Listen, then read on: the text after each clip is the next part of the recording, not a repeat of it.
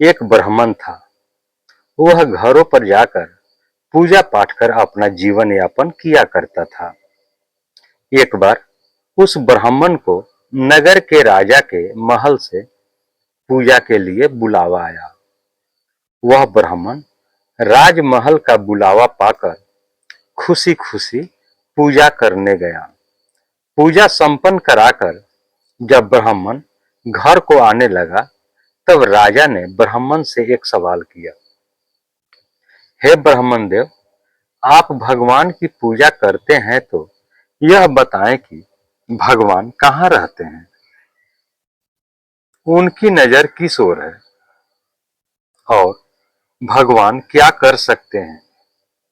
राजा के प्रश्न सुन ब्राह्मण अचंभित हो गया और कुछ समय विचार करने के बाद राजा से कहा, हे राजन, इस सवाल के जवाब के लिए मुझे समय दीजिए। राजा ने ब्राह्मण को 1 माह का समय दिया। ब्राह्मण प्रतिदिन इसी सोच में उलझा रहता कि इसका जवाब क्या होगा। ऐसा करते करते समय बीतता गया और कुछ ही दिन शेष रह गए। समय बीतने के साथ ब्राह्मण की चिंता भी बढ़ने लगी और जवाब भी नहीं मिलने के कारण ब्राह्मण उदास रहने लगा। एक दिन ब्राह्मण को चिंतित देख ब्राह्मण के पुत्र ने कहा, पिताजी, आप इतने उदास क्यों हैं? ब्राह्मण ने कहा, बेटा, कुछ दिनों पहले मैं पूजा कराने राजमहल गया हुआ था। पूजा संपन्न कराकर जब मैं वापस आ रहा था, तब राजा ने मुझसे एक सवाल पूछा था। राजा ने कहा था कि भगवान कहाँ रहते हैं, भगवान क्या कर सकते हैं और भगवान की नजर किस ओर है। राजा के सवाल का जवाब मुझे उस समय नहीं सूझा, तो मैंने उनसे कुछ समय मांगा था, जिसके जवाब के लिए राजा ने मुझे 1 माह का समय दिया था और वह 1 माह बीतने वाला है, लेकिन इसका जवाब मेरे पास नहीं है, इसलिए मैं चिंतित हूं। ब्राह्मण की बात सुनकर उनका पुत्र बोला, पिताजी, इसका जवाब मैं राजा को दूंगा, आप मुझे साथ ले चलिए।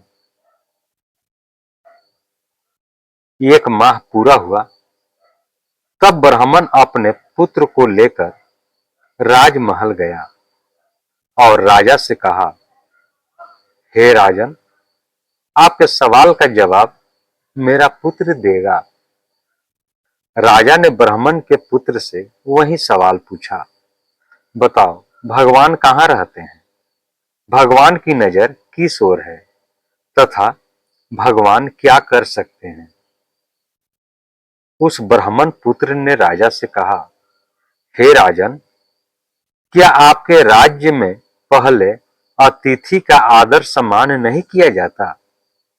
यह सुन राजा को थोड़ा लज्जित महसूस हुआ।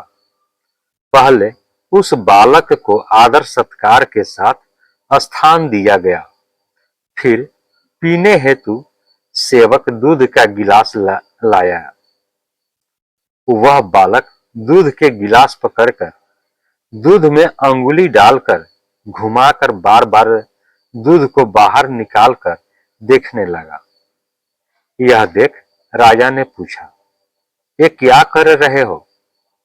बालक ने कहा, सुना है दूध में मक्खन होता है, मैं वही देख रहा हूं कि दूध में मक्खन कहाँ है। आपके राज्य के दूध से तो मक्खन ही गायब है।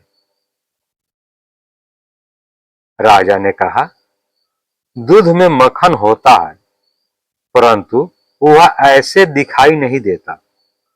जब दूध को जमाकर दही बनाया जाता है और फिर दही को मथा जाता है, तब जाकर मक्खन प्राप्त होता है।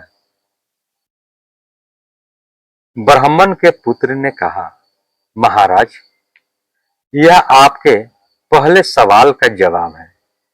जिस तरह दूध से दही और फिर दही को मथने से मक्खन प्राप्त होता है, उसी प्रकार परमात्मा प्रत्येक जीव के अंदर विद्यमान होते हैं, परंतु उन्हें पाने के लिए सच्ची भक्ति की आवश्यकता होती है। मन से ध्यान पूर्वक भक्ति करने पर आत्मा में छुपे हुए परमात्मा का आभास होता है। राजा ब्राह्मण के पुत्र के जवाब से खुश हुआ और कहा, अब मेरे दूसरे सवाल का जवाब दो। भगवान किस ओर देखते हैं?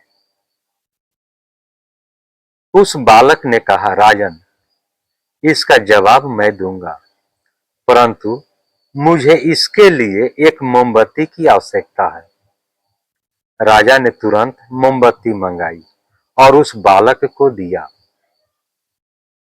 उस बालक ने मोमबत्ती को जलाकर कहा, राजन, आप बताएं, इस मोमबत्ती की रोशनी किस ओर है?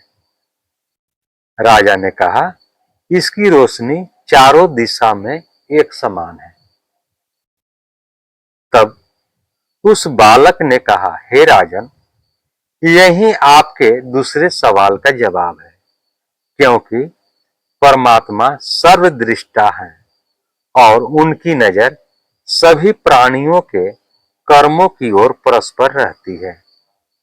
राजा उस बालक के जवाब से अत्यधिक प्रसन्न हो गए। अब तो वे अंतिम प्रश्न के उत्तर पाने के लिए और भी उत्सुक हो उठे। राजा ने कहा, मेरे अंतिम सवाल का जवाब दो कि भगवान क्या कर सकते हैं? बालक ने कहा, हे राजन, मैं इस सवाल का उत्तर अवश्य दूंगा, परंतु इसके लिए मुझे आपकी जगह पर और आपको मेरी जगह पर आना होगा। राजा को तो उत्तर जानने की उत्सुकता थी। वो अपनी सहमति दे दिए। वह बालक राजा के सिंहासन पर जा बैठा और कहा, राजन, आपके अंतिम सवाल का जवाब यह है। आपने कहा था कि भगवान क्या कर सकते हैं, तो भगवान यह कर सकते हैं कि मुझ जैसे रंक को राज सिंहासन पर बैठा सकते हैं और आप जैसे राजा को मुझ जैसे सवाली के स्थान पर अर्थात राजा को रंक और रंक को राजा बना सकते हैं। यह आपके अंतिम सवाल का जवाब है। राजा उस ब्राह्मण पुत्र के जवाब से अत्यधिक प्रसन्न हुए और उसे अपना सलाहकार बना लिया। भगवान हर एक जीव के हृदय में निवास करते हैं। परमात्मा के साथ प्रेम करेंगे तो वह आपको सही मार्ग दिखाएंगे। इसलिए हर जीव को पूजा पाठ भजन कीर्तन करना चाहिए, जिससे आप अपने अंदर की उस शक्ति से जुड़ सकें जो आपके भीतर ही मौजूद है, लेकिन आप उसे पहचान नहीं पा रहे। पार्वती पतिये नमः। हर हर महादेव। दोस्तों, यह कहानी आपको कैसी लगी? कहानी को लाइक करें, शेयर करें। चैनल पर नए हैं तो चैनल को सब्सक्राइब कर लें, बेल आइकन का बटन दबा दें कि आपको इस तरह की कहानियां मिलती रहे। अब हम लोग अगले वीडियो मिलेंगे, तब तक के लिए